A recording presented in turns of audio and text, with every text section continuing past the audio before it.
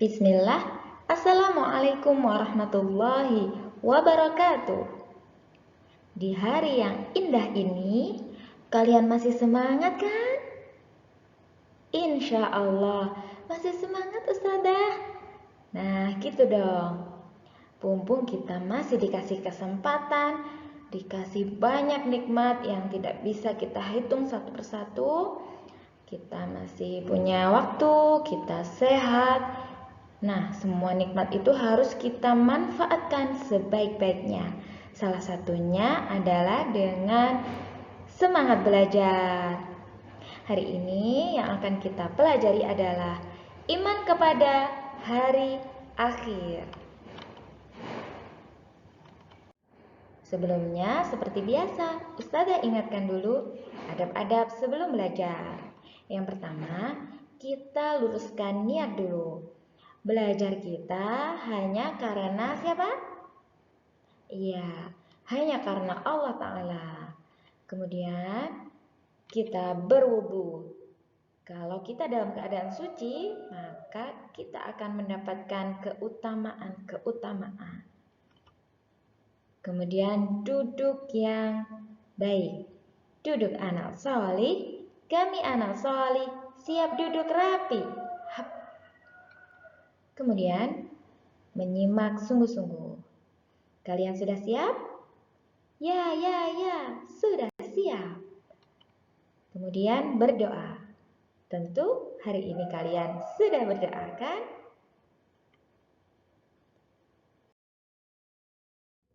Yuk kita awali bersama dengan Bismillah. Bismillahirrahmanirrahim. Kita mohon ridha kepada Allah Ta'ala. Kita mohon kekuatan pertolongan agar senantiasa dimudahkan urusan kita, dimudahkan meraih ilmunya.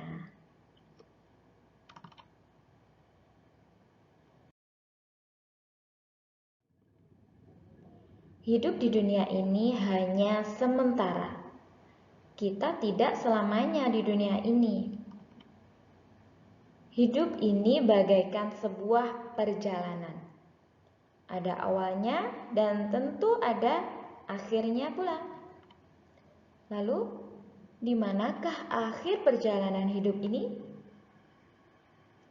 Yuk kita cari tahu sama-sama. Jeng jeng. Ini dia pemakaman. Disinilah tempat peristirahatan terakhir manusia di dunia ini. Hanya sepetak tanah sempit tempat kita berakhir. Bukan cuma manusia saja, hewan, tumbuhan, dan makhluk-makhluk yang lain juga akan berakhir. Seluruh makhluk akan berakhir dengan kematian. Allah Ta'ala berfirman, Kullu nafsin dha'iqatul maut, yang artinya tiap-tiap yang berjiwa akan mengalami mati. Quran Surat Ali Imran ayat 185. Kematian disebut dengan kiamat kecil atau kiamat sughra. Ternyata kematian itu bukan benar-benar akhir dari seluruh kehidupan manusia.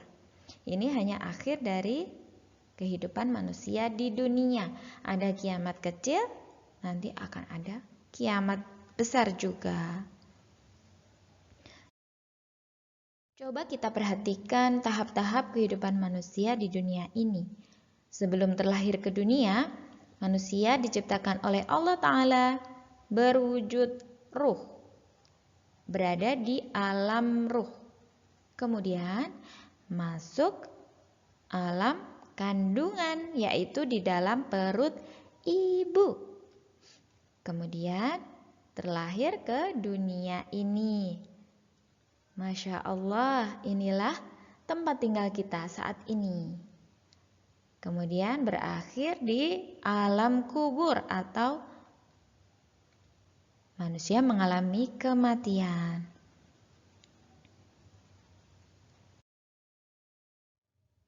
manusia memang berakhir dengan kematian. Itu adalah akhir kehidupan di dunia. Tetapi kematian bukan benar-benar akhir dari seluruh rangkaian kehidupan manusia. Justru merupakan awal dari perjalanan hari akhir yang panjang. Jadi kalau ada yang mengira manusia mati lalu selesai, itu salah. Setelah manusia memasuki alam barzakh, kemudian manusia akan menemui hari kiamat. Setelah kiamat kecil, manusia akan menemui kiamat besar. Setelah itu terjadi, bumi ini akan hancur, lenyap, dan Allah Ta'ala akan mengganti rupa dunia dengan alam yang lain. Kita tidak tahu ya, tidak bisa membayangkan seperti apa. Pada hari itu manusia akan dibangkitkan. Kemudian manusia digiring ke padang mahsyar. Lalu akan ada tahap yang namanya syafaat sebelum manusia benar-benar dihisab.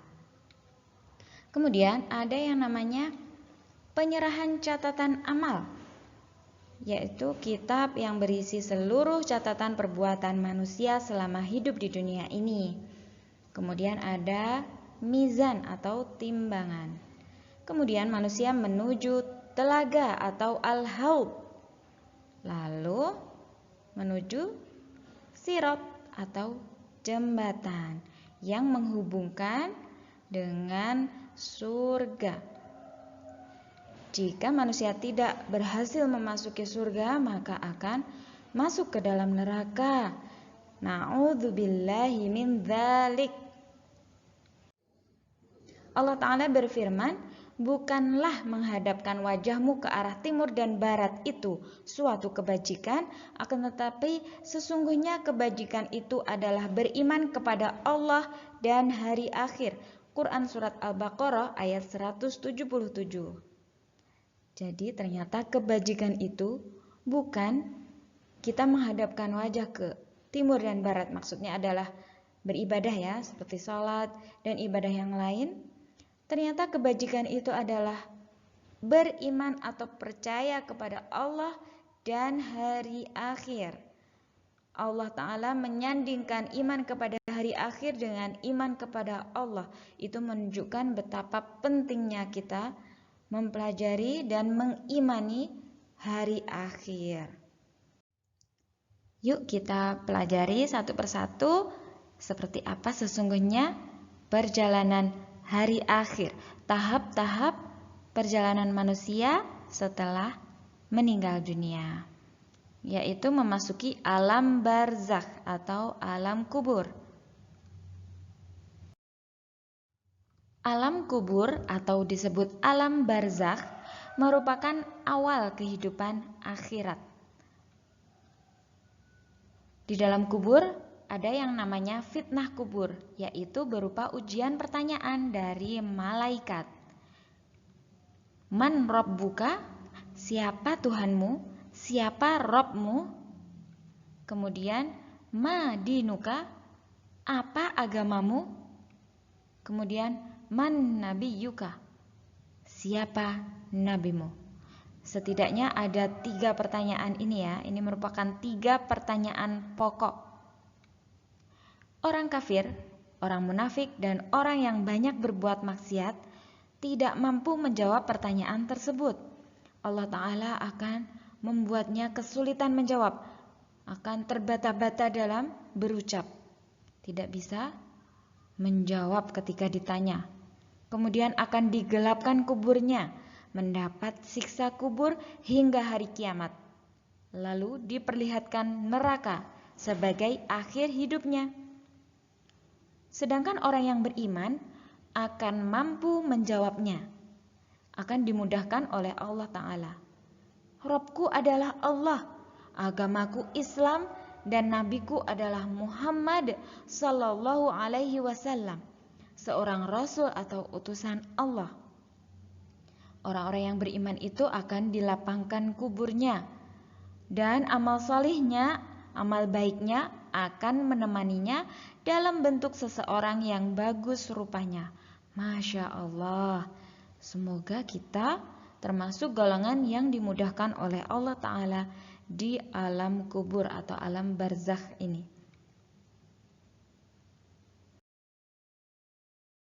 Selanjutnya, manusia akan menemui hari kiamat. Seperti apa hari kiamat?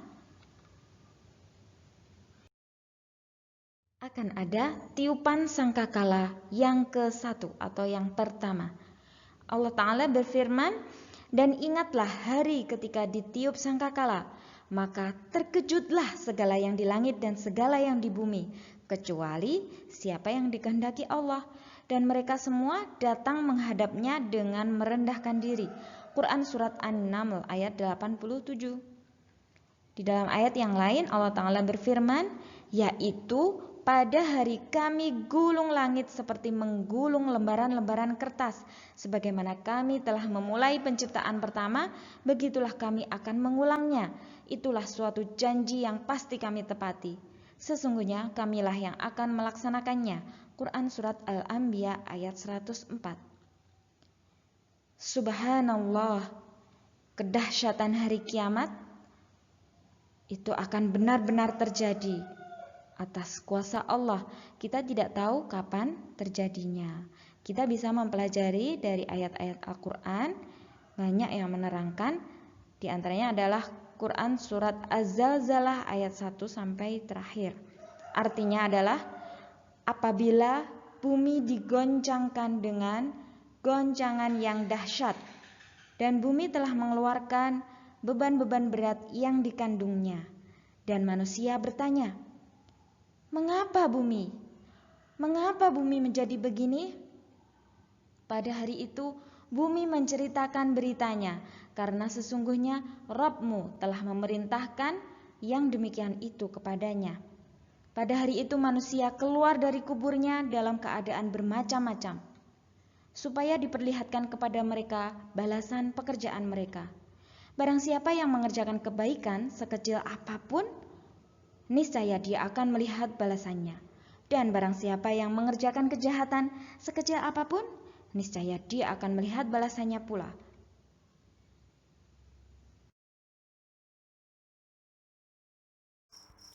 Setelah terjadinya hari kiamat, semua manusia dimatikan oleh Allah Ta'ala, kemudian menuju tahap selanjutnya, Ba'ats, hari kebangkitan.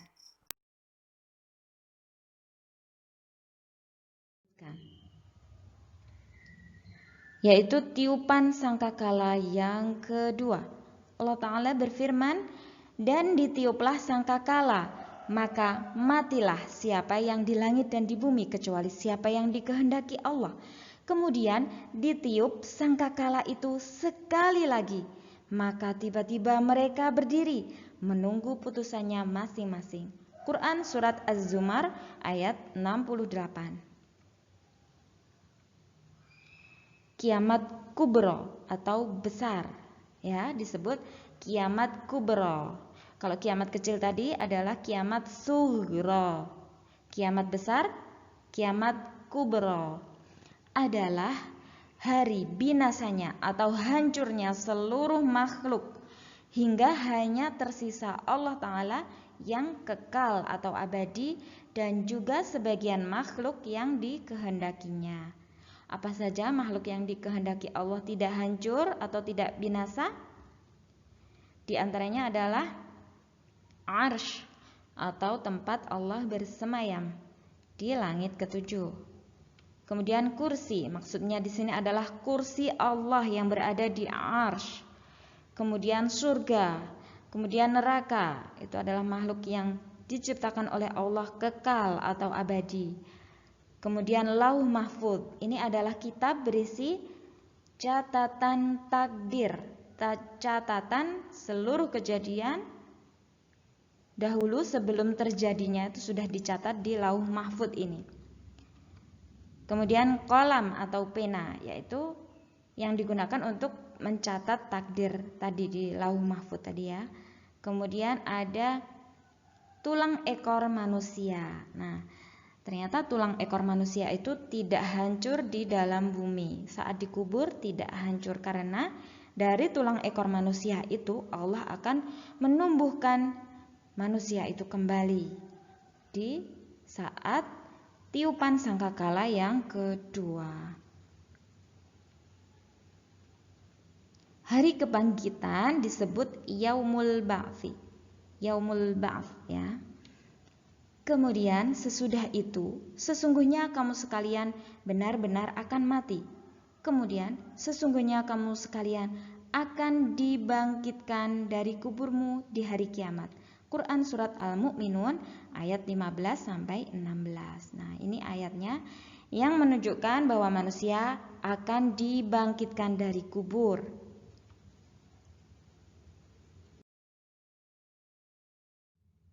Kita lanjutkan tahapan setelah dibangkitkan, maka manusia menuju padang mahsyar. Kemudian akan dihisab, tetapi sebelum benar-benar dihisab ada tahapan syafaat ya. Kemudian ada penyerahan catatan amal, kemudian ada mizan atau timbangan. Ini hanya gambar ilustrasi saja ya. Kita tidak tahu seperti apa wujudnya padang mahsyar. Sebelum manusia benar-benar dihisab oleh Allah Ta'ala, ada tahap yang namanya syafaat. Syafaat ini diberikan oleh Allah di mahsyar melalui Nabi Muhammad Sallallahu Alaihi Wasallam. Ketika manusia mengalami kepanasan yang luar biasa, kehausan, kelelahan, betul-betul merasakan seperti tidak sanggup ya. Dibiarkan oleh Allah dalam kurun waktu yang lama, manusia berbondong-bondong menuju para nabi seperti Nabi Adam alaihissalam sebagai bapak manusia. Kemudian juga mendatangi para nabi ulul azmi seperti Nabi Nuh, Nabi Ibrahim, Nabi Musa, Nabi Isa, untuk meminta mereka berdoa kepada Allah agar segera dilakukan hisab. Namun ternyata tidak ada satupun nabi-nabi itu yang bersedia. Hingga akhirnya mereka mendatangi Nabi Muhammad SAW, lalu beliau berdoa kepada Allah agar segera dilakukan hisab, sehingga semua manusia mendapatkan manfaatnya. Jadi syafaat ini artinya adalah pertolongan yang berasal dari Allah Ta'ala. Syafaat ini hanya berasal dari Allah Ta'ala, diberikan kepada makhluk untuk kemudian bisa menolong makhluk yang lain. Kemudian ada tahap yang bernama mizan atau timbangan. Tetapi sebelum itu diserahkan dulu kitab catatan amal selama manusia hidup di dunia, kemudian baru ditimbang untuk menentukan balasannya. Berat mana sih keburukannya atau kebaikannya?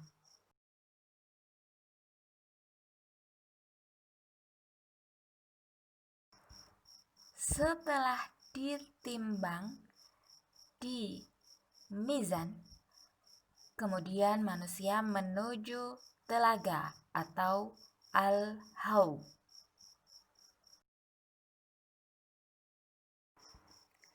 Setiap nabi memiliki telaga atau al-haud pada hari kiamat.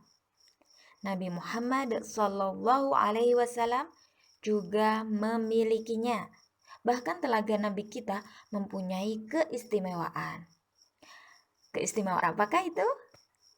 Nah, barang siapa yang mendatanginya maka akan meminum airnya, dan barang siapa yang meminum airnya maka tidak akan pernah merasakan haus selamanya.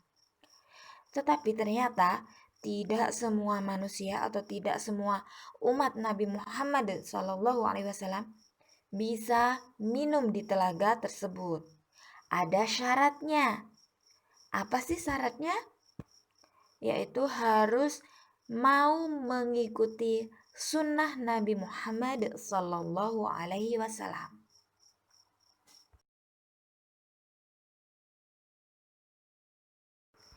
Selanjutnya, manusia akan menuju tahap setelah telaga ada yang namanya sirat, yaitu jembatan.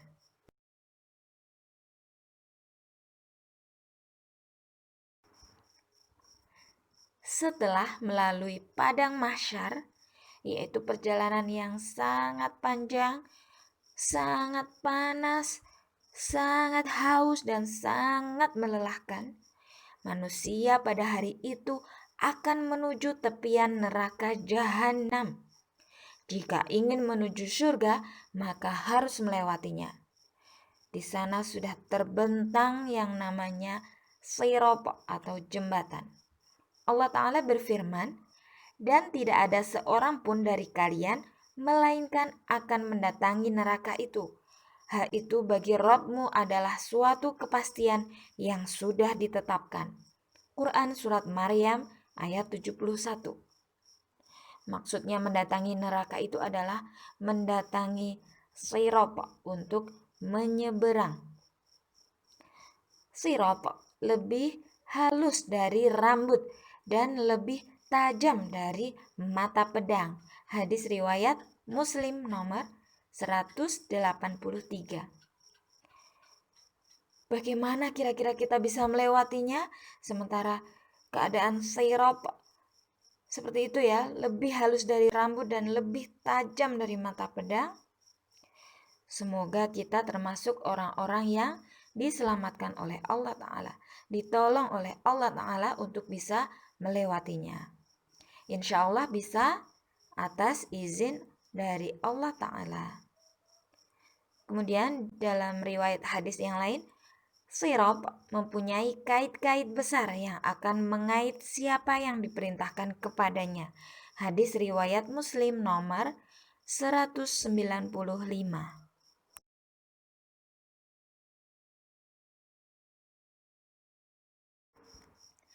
Keadaan orang-orang yang melewatinya tergantung perbuatan masing-masing selama hidup di dunia ini.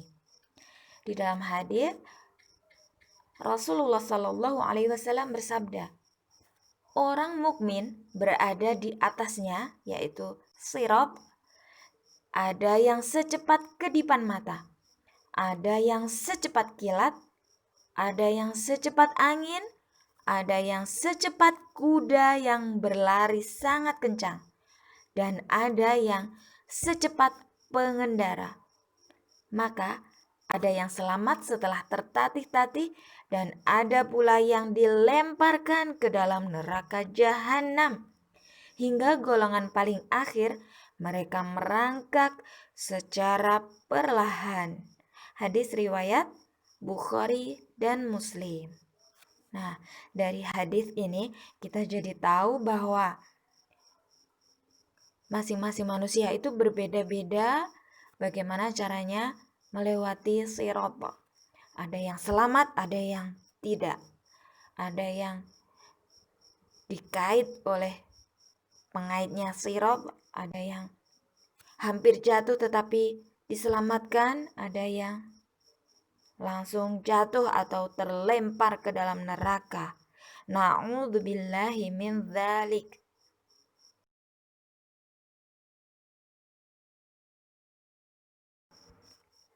Itulah tadi tahapan-tahapan hingga akhirnya manusia bisa masuk surga jika berhasil, atau jika tidak maka akan menuju neraka. Insya Allah akan kita pelajari di pertemuan yang akan datang.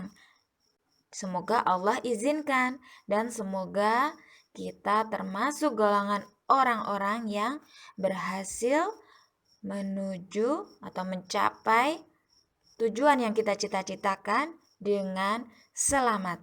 Amin, amin, ya Rabbal Alamin.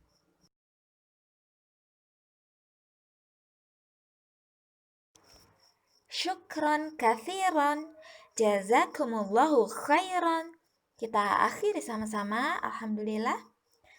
Alhamdulillahi Rabbil Alamin. Assalamualaikum warahmatullahi wabarakatuh.